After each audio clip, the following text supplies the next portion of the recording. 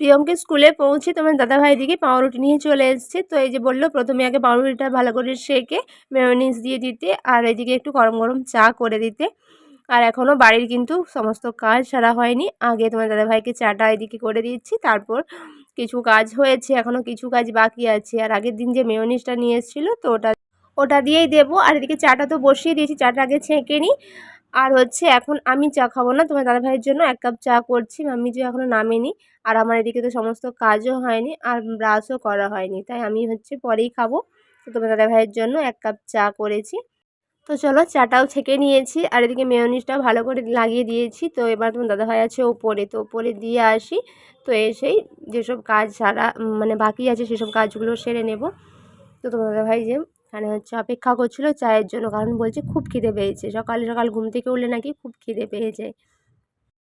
দেখো অনেক দিন পর যাচ্ছি ওই বাড়িতে, বাবার বাড়িতে। তো এই যে তার জন্য একটু হালকাভাবে রেডি। আর এইদিকে আমার পুচকে ভাগ্নি চলে এসছে, কিন্তু আজকে তো আমরা থাকতে পারবো না। আর এদিকে আমার প্রিয়ঙ্কনাও কিন্তু রেডি মামা বাড়ি যাওয়ার জন্য। অনেক দিন ধরে বায়না করছিল যাওয়ার জন্য, আমারও যাওয়া হচ্ছিল না।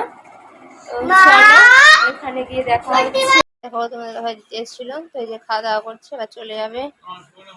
যাওয়ার সময় গরম গরম মালপোয়া ভাজছিল দেখে গরম গরম মালপোয়া নিলাম, কারণ আমার বাবা মা আমার মালপোয়া খেতে খুব ভালোবাসে। সেজন্যই আমি অনেক দিন পর যেহেতু যাচ্ছি, তাই গরম গরম মালপোয়া দেখে নিয়েই নিলাম।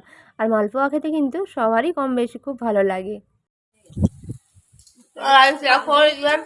মালপোয়া নিয়ে এসেছিলাম গরম গরম, তাই যে খেতে বসেছি।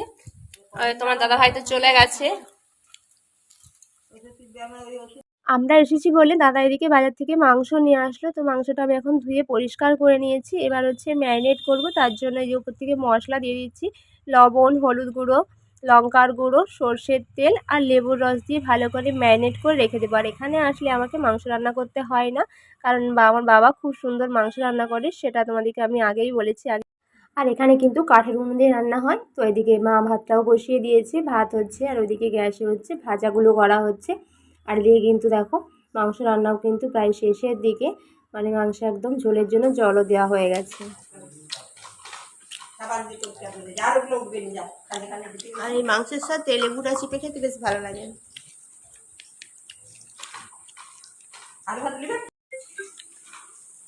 দেখো এদিকে সবার মোটামুটি খাওয়া দাওয়া হয়ে গেছে। তো প্রিয়মকেও খাইয়ে দিয়েছি, এবারে যে শেষে আমি খেতে বসেছি। তো মায়ের এখনো খাওয়া হয়নি, মা খাবে।